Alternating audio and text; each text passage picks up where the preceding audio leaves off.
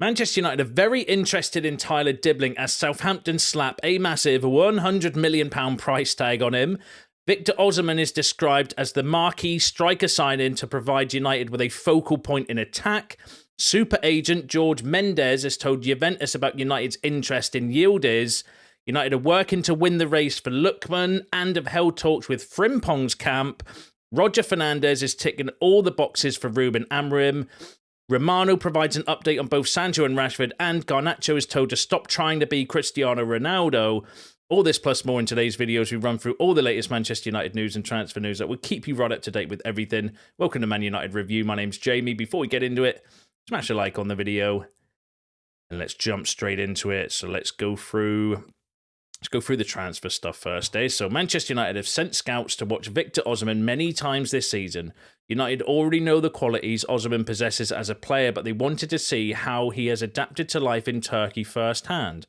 Osimhen is further described as a marquee striker signing who will provide United with a focal point in attack as they had previously with the likes of Cristiano Ronaldo, Ruud van Nistelrooy and Robin van Persie. Now that came from Graham Bailey. I thought like yesterday was, we didn't have an Osimhen story yesterday, but they were back to the Victor Osimhen stories. Graham Bailey, I've always found to be a hit and miss journalist. In fact, if I was being completely truthful with you, I think it's more miss than hits personally with Graham Bailey. But, we know there's interest in Osimhen, I think, but the factor always comes down to the wages. Now, just on wages, interestingly, Laurie Whitwell had the following to say. The wage issue will be the heart of United's transfer planning. The board is trying to exercise restraint with new signings and is determined to ensure those who are well paid are able to play regularly. United wants to avoid having large wages sidelined for an extended period of time.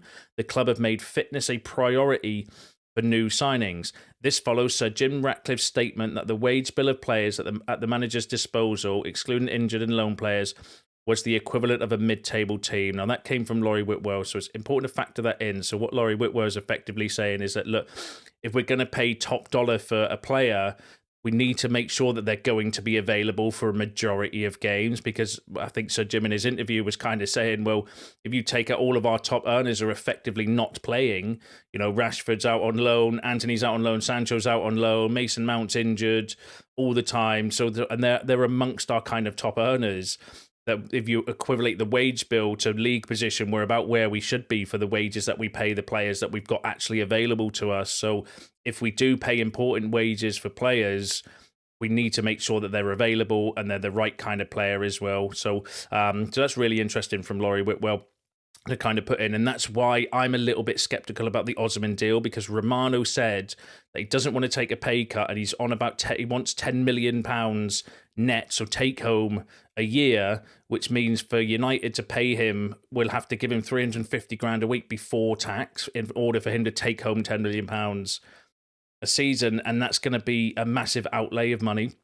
Whether United will do that for the right player, if he's the right kind of option, I highly doubt. So there needs to be a compromise if we're going to go for Victor Osimhen. But I do think we're interested, and maybe if we get Champions League, or if we do structure his payments in another way where we maybe do bonuses and stuff, that could be stuff that we could work on. But we'll just need to kind of keep an eye on it and wait and see what happens. But interesting though that Graham Bailey was saying that he's seen as a marquee signing, and he would be big outlay, big expense, big wages, big personality, big player. I like Victor Osimhen. I think he would be a really, really good striker for us. But the kind of skepticism in me is just more about the wages regarding him. But we'll keep an eye on it for you. It's another link, it's another story. Give us your thoughts in the comments. Right, George Mendes has informed Juventus about Manchester United, Liverpool and Chelsea's interest in Kenan Yildiz. Now that came from Gazzetta. We're actually fairly decent Italian outlet, suggesting that George Mendes has told Juventus about the interest of United amongst other clubs as well. His name, again, is one that keeps getting popped up, whether that's clickbait in the media or whether it's genuine interest in there as well. Problem with you, I think Yildiz is a fantastic young player. The asking price, though, was reported to be £75 million, which big chunk of money for effectively a 19-year-old that's got low bags of potential. but would be a risk, not played in the Premier League, but he is a really, really talented player. Obviously, if you can negotiate that deal down, then I think he'd be a great signing to kind of bring in. But then if you're also then competing with Liverpool and Chelsea, who we know have money to throw around a lot more than United do, that's going to be a difficult deal to do as well. But we'll keep an eye on it. Give us your thoughts down below. Now, another young player who, just tell me what you think about that. Southampton are ready to demand over £100 million for Tyler Dibling. Now, that came from The Telegraph, and The Telegraph are actually a decent kind of source. They're not a bullshit. Like, if that was in The Sun, I'd say, yeah, let's take that with a pinch of salt. But The Telegraph don't do, like, gossipy stuff. So, £100 million for Tyler Dibling. So we think £75 million for Yildiz is a bit excessive. Then what do we think about that? Give us your thoughts below. There ain't no way.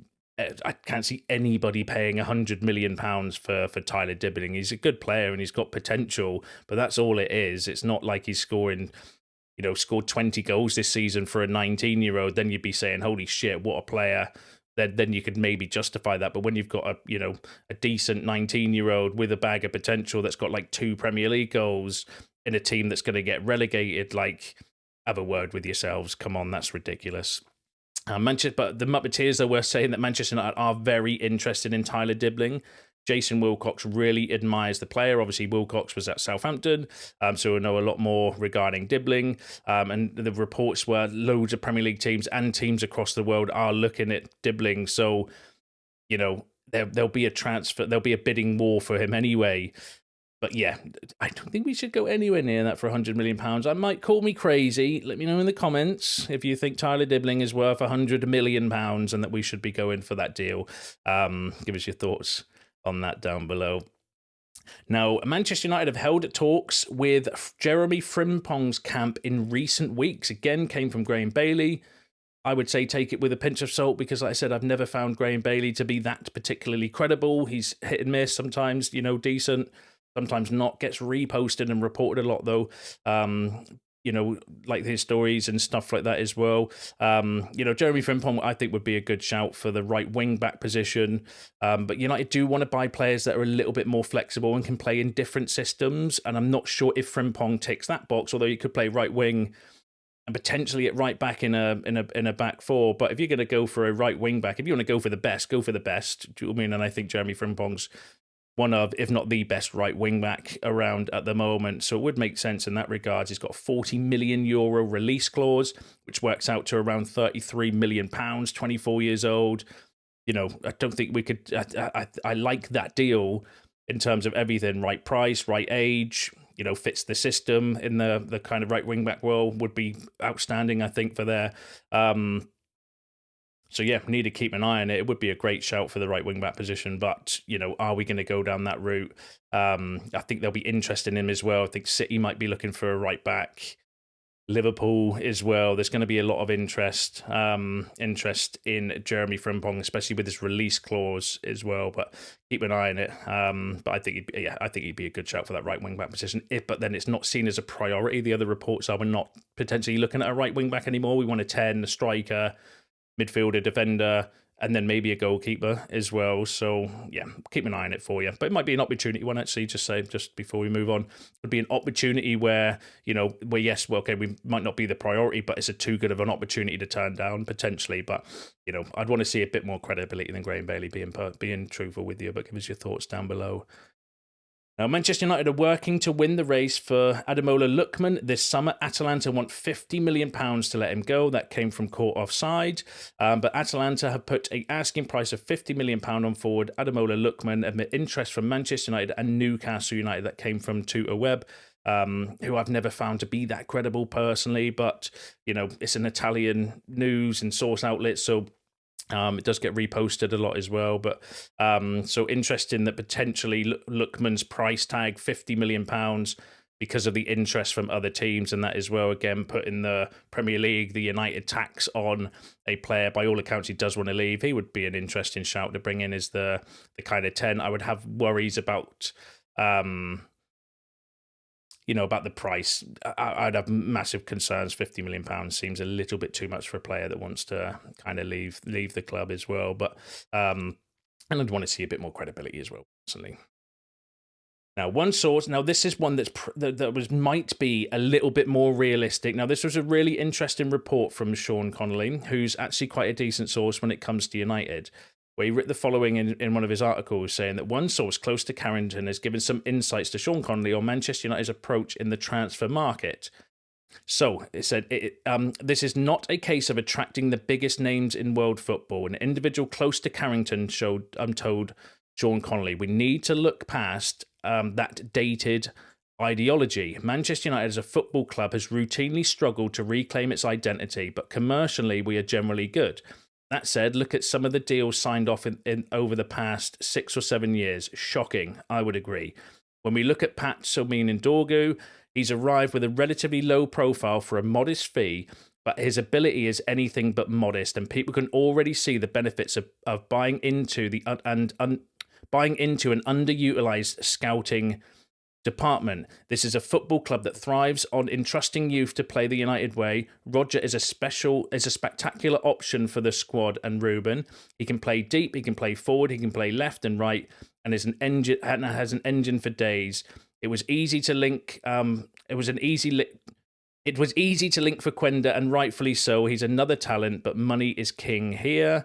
Roger is ticking a vast majority of the boxes, and I wouldn't be at all surprised if he ended up in Manchester. So that's a really kind of interesting DL report I felt from Sean Connolly, where he's been claiming that an insider at United's told him that, like a bit more around the transfer strategy, i.e. trusting the scouts to go out and get these kind of players like a Patrick Dorgu, cheap. He's on 40 grand a week. Do you know what I mean? Like less than 30 million pounds. Look at the kind of impact that he's had so far on the squad or in the team as well. I know we've seen him for limited games in the Premier League because of his suspension, but I thought he was outstanding in Europe and just looks like an absolute unit and a beast of a player. And that's the sort of profile. These are the sort of players that I kind of hope and think United are going to go more down than the likes of a Lookman. And, as much as I like the transfer news, I love the transfer stories. It's, why I started this as a passion project, because I'm all over this sort of shit. But the reality is, I do think we're going to go for more players like, Roger Fernandes. Do you know what I mean? These kind of profile of players that are scouted and fit the kind of physicality, the intensity that Amorim wants as well. But that's a really interesting kind of report as well around United and the kind of mistakes of the past and stuff as well. But give us your thoughts on that in the comments. I'd be really interested to hear your opinion on that. Do you think that's the the right way to go, or would you prefer for us to be going for like £100 million for Tyler Dibling? Give us your thoughts in the comments.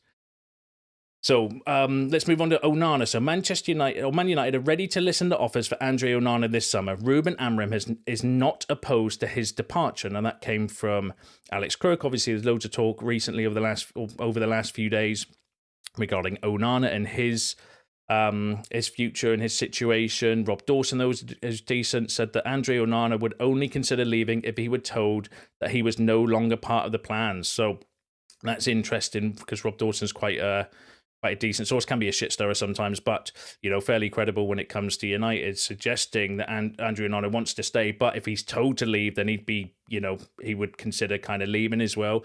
And obviously we've had the reports recently regarding the Saudi Pro League and interest potentially from there as well.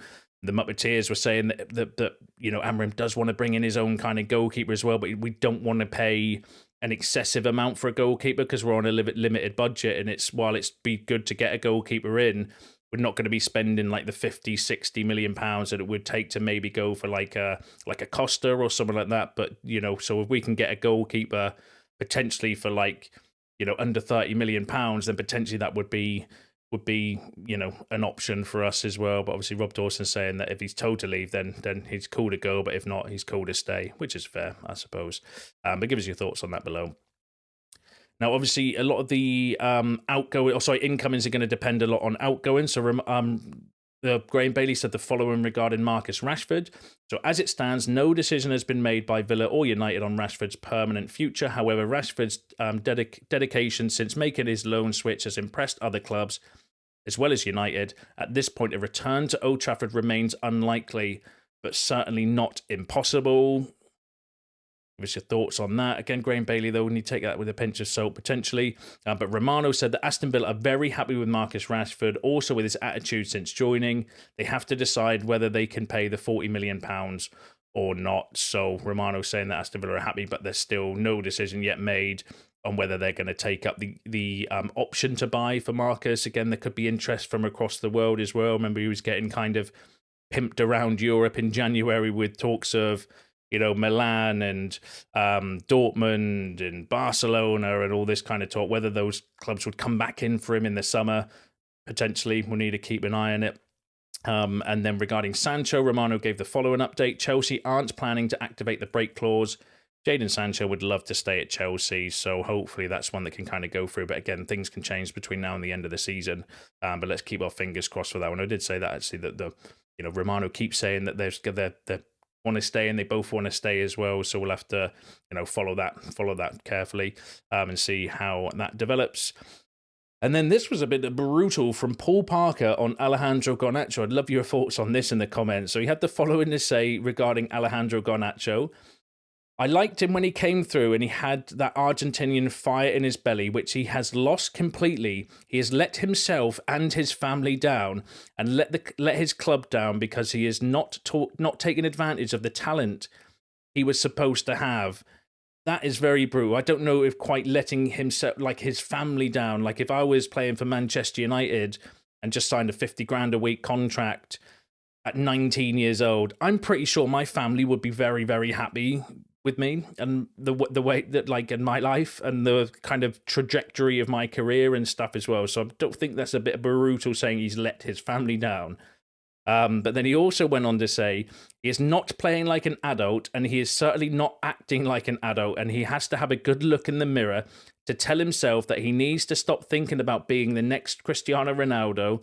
He will never be that, and he has to accept the fact that he needs to work hard to get a decent career. So that is a pretty brutal statement from Paul Parker regarding Alejandro Garnacho. And I suppose, like, I don't think you should be saying he's let his family and stuff like that down. I think that's a little bit kind of, over-exaggerating things regarding Garnacho. I can kind of see, like, the point of, has he really progressed since breaking into the first team? I could see that kind of argument, and that the fact that, yes, he does need to stop trying, to shoot all the time and cut inside and to be, I can see the kind of what he's saying about becoming Cristiano Ronaldo, because he's an idol, it's one of his idols and stuff as well, and to work hard and stuff as well. But I actually felt that was pretty harsh. I don't think Garnacho's, deserving of that sort of criticism when we've got plenty of other players in the team that do a lot worse and have done a lot worse than Alejandro Garnacho that don't get criticised as much as him as well. Do you know what I mean? So I felt that was pretty brutal from Paul Parker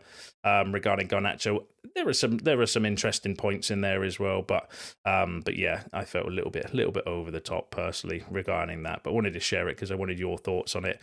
Get involved in the comments. Let me know what you think about those comments from Paul Parker, and let me know what you think about all the other topics discussed in today's video, because that's you all up to date with the latest Manchester United news and transfer news. Smash a like on the video on your way out. Subscribe to the channel if you're new. See you in the next one.